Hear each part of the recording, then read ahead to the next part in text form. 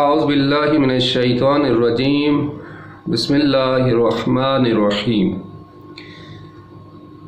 الحمد للہ رب العالمین وصلی اللہ علی محمد وآلہ الطاہرین اما بعد فقد قال الامام الحسین علیہ السلام انی لم اخرج عشرا ولا بطرا ولا مفسدا ولا ظالما انما خرجت لطلب الاصلاح فی امت جدی۔ عزیزان محترم، قیام امام حسین علیہ السلام کے کیا اسباب تھے، اس موضوع پہ انشاءاللہ سلسلہ وار چند جلسات میں گفتگو کا سلسلہ رہے گا۔ آج اس سلسلے میں پہلی اور مقدماتی گفتگو ہے۔ امام حسین علیہ السلام کا قیام کربلا بہت ایک عظیم سانحہ، ایک بہت ہی عظیم واقعہ ہے، اور اس واقعے سے متعلق بہت سارے سوالات ذہنوں میں اٹھتے ہیں، اور قدیم الایام سے یہ واقعہ مورد بحث اور ڈسکس ہوتا رہا ہے۔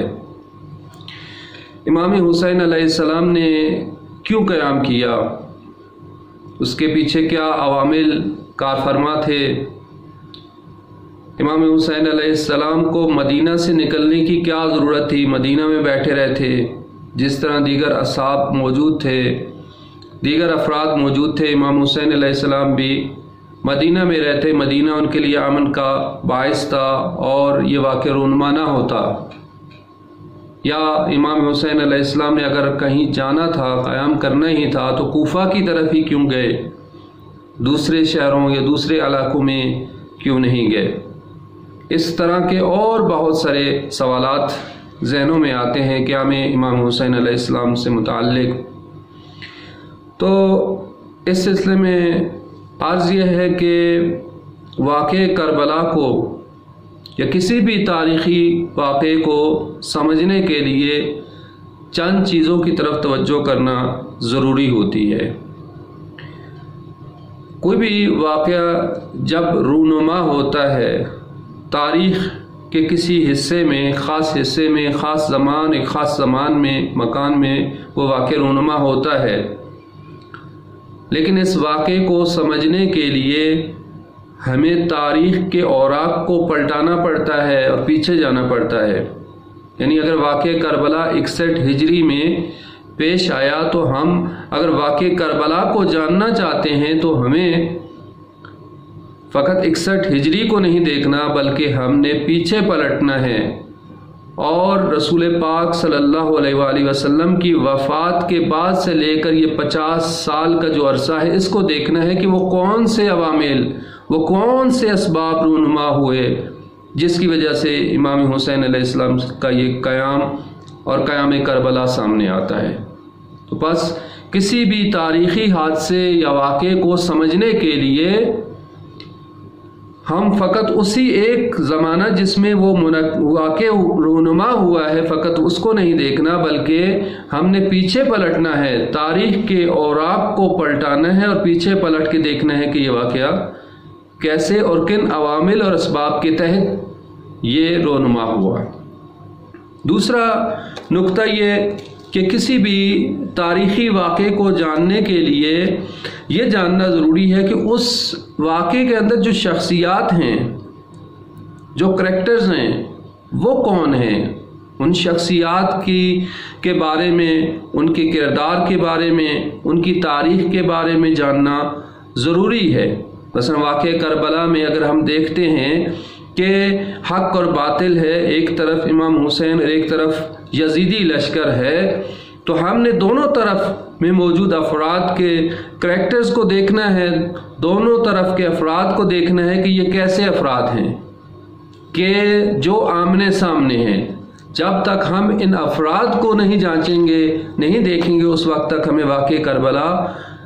یا کوئی بھی تاریخی واقعہ ہو سمجھ میں نہیں آئے گا۔ اور تیسرا اہم نقطہ جو اس حوالے سے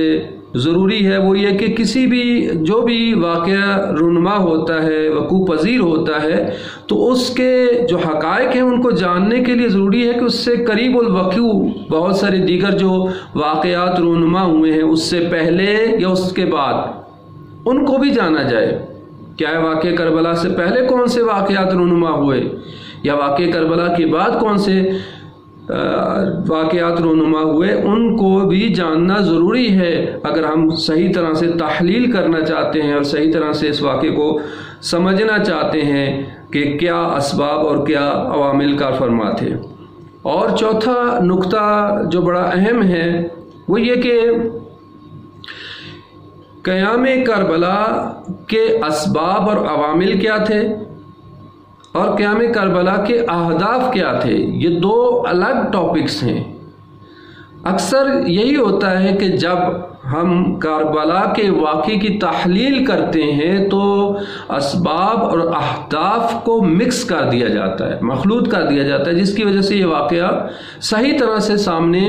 نہیں آتا، کھل کے سامنے نہیں آتا۔ مثلا بعض لوگوں نے کہا کہ امام حسین کو کیا پڑی تھی نعوذ باللہ کہ وہ جو ہے وہاں سے اٹھتے مدینہ سے اور پھر آ کے جو ہے وہ کربلا کے میدان میں آ کے تک تنہا مارے جاتے۔ اگر امام حسین آرام سے بیٹھ جاتے، سکون سے بیٹھ جاتے تو اس طرح کی نوبت ہی نہ آتی۔ تو اس کی وجہ یہ ہے کہ ہم نے اس کے عوامل اور اسباب اور اس کے اہداف دونوں کے درمیان فرق نہیں کیا کہ کیا اسباب تھے کہ جس کی وجہ سے، کیا عوامل درپیش تھے کہ جس کی وجہ سے امام حسین علیہ السلام کو اٹھنا پڑا، اور پھر امام حسین کے اہداف کیا تھے اس واقعے سے، اس قیام کربلا سے۔ تو لہٰذا دونوں میں جاننا ضروری ہے فرق کہ اسباب یعنی وہ عوامل، وہ علتیں جن کی وجہ سے یہ واقعہ رونما ہوا، اور اہداف یعنی کہ یہ واقعہ جب رونما ہو رہا ہے امام حسین علیہ السلام اس واقعے سے کیا نتائج لینا چاہتے ہیں اور کن نتائج تک پہنچنا چاہتے تھے۔ تو لہٰذا دونوں میں فرق کرنا ضروری ہے۔ پانچواں نقطہ یہ کہ جو بھی تاریخی واقعہ یا سانحہ جب رونما ہوتا ہے تو جتنا وہ عظیم ہوگا، جتنا بڑا ہوگا، اسی طرح سے اس کے اسباب، اس کے عوامل، اس کے اہداف بھی اتنی ہی بڑے ہوں گے۔ طول تاریخ میں اسلام کی جو تاریخ ہے اس میں اگر نگاہ دوڑائیں، بلکہ طول تاریخ انسانیت میں قیام کربلا جیسا واقعہ نہیں ملتا۔ بہت ہی عظیم واقعہ ہے، بہت ہی عظیم سانحہ ہے۔ اب یہ جو جتنا ہی عظیم ہے یہ واقعہ، اس کے اسباب اور اس کے عوامل بھی اتنی ہی عظیم ہوں گے اور اس کے اہداف بھی اتنی ہی عظیم ہوں گے۔ تو یہ جاننا ضروری ہے کہ آیا امام حسین علیہ السلام نے جو قیام کربلا کیا اور کربلا کے میدان میں آپ تشریف لائے، اس کے پیچھے کون سے عوامل تھے، کون سے اسباب تھے، کون سی ایسی مشکل پیش آ گئی تھی امت محمدی بے دین اسلام کے اوپر کہ اگر امام حسین قیام نہ کرتے تو خدا نخواستہ دین تباہ ہو جاتا۔ یعنی رسول پاک کی وفات کے اس 50 سال کے عرصے میں وہ کون سے عوامل پیش آ گئے، اس 11 ہجری سے لے کر 61 ہجری تک کون سے عوامل پیش آ گئے تھے، کون سے ایسے اسباب اور مشکلات پیش آ گئی تھی امت محمدی میں، اور دین اسلام پہ کون سی مشکل پیش آئی تھی کہ جس کی وجہ سے امام حسین علیہ السلام کو یہ واقعہ اور کربلا کا قیام کرنا پڑا۔ اور اگر امام حسین کربلا میں قیام نہ کرتے، اپنی جان نثار نہ کرتے تو دین اسلام تباہ ہو جاتا، دین اسلام نابود ہو جاتا۔ ان اسباب اور ان عوامل کو جاننا ضروری ہے کہ امام حسین علیہ السلام نے قیام کیوں کیا۔ انشاءاللہ آئندہ کے جلسات میں مزید جو ہے وہ ان مقدمات کے حوالے سے گفتگو ہوگی، اور پھر ان مقدمات کی بنیاد پہ اسباب اور عوامل کی طرف ہم آئیں گے کہ قیام کربلا کے کیا عوامل اور کیا اسباب تھے اور اسلامی معاشرے کی کیا حالت تھی۔ کسی بھی واقعے کو جاننے کے لیے بھی ضروری ہے کہ ہم اس واقعے کے جب رونما ہو رہا ہے تو اس وقت اس کے عوامل، اس واقعے میں جو معاشرے کے حالات تھے ان معاشرے کے حالات کی طرف بھی نگاہ دوڑائی جائے کہ وہ واقعہ جب رونما ہوا تو معاشرے کے کیا حالات تھے، لوگوں کی کیا حالت تھی، لوگوں کی سطح فکری کیا تھی، لوگوں کے عقائد کیا تھے۔ ان تمام چیزوں کو جاننا ضروری ہے تاکہ ہم صحیح طرح سے واقعہ کربلا کو سمجھ سکیں۔ انشاءاللہ اللہ تعالی ہم سب کو توفیق دے کہ ہم امام حسین علیہ السلام کے قیام کے اسباب اور ان کے عوامل اور ان کے اہداف کو صحیح طرح سے سمجھ سکیں تاکہ ہم بھی امام حسین علیہ السلام کے راستے پہ چل سکیں، اور اللہ تعالی ہم سب کو امام حسین علیہ السلام کی شفاعت سے بہرہ مند فرمائے۔ والسلام علیکم ورحمۃ اللہ وبرکاتہ۔